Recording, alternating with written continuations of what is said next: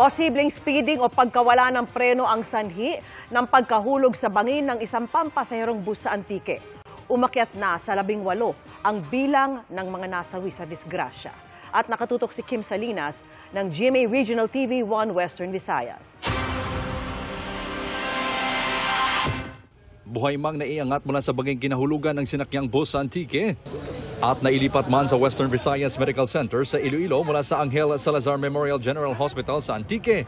Tuluyan na ring bumigay ang katawan ng 21 anyos na si Arian Raven Mejia. Kaya umakyat na sa 18 ang patay sa trahedya sa bayan ng Antique. Usually kasi pag umuwi siya ng Antique, surprise yan. Hindi niya siya nagsasabi na uwi ako ganito. Hindi. Maano ko lang nasa pinto na siya. So hindi ko alam talaga na nagbiyahe siya nung that day. Ang nobyo naman ni Arya na kasamang nakasakay sa bus, nananatiling na sa ospital at sa maayos ng kalagayan. Emosyonal din ang OFW na si Melody Binias nang malamang 5 kaanak niya ang nasawi sa insidente. Dahil nagbakasyon lang sila sa Antique at taga South Cotabato talaga, panawagan ni Melody. Sana yun dyan sa gusto namin na mapadali yung uwi ng mga bangkay ng mga pinsan ko, sir. Sana matulungan sila agad-agad or kumbaga mapadali lang, sir.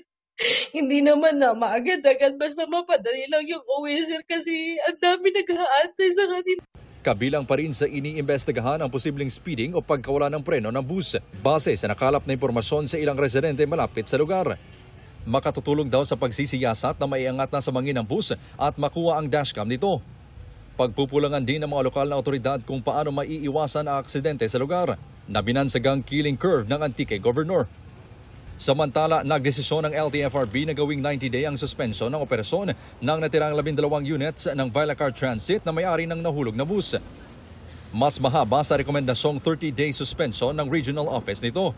30 days might be too short for us to complete the investigation. We have to evaluate the ang mga report na isabit ng apos investigator. Para sa GMA Integrated News, Kim Salinas ng GMA Regional TV 1 Western Visayas, nakatutok 24 oras.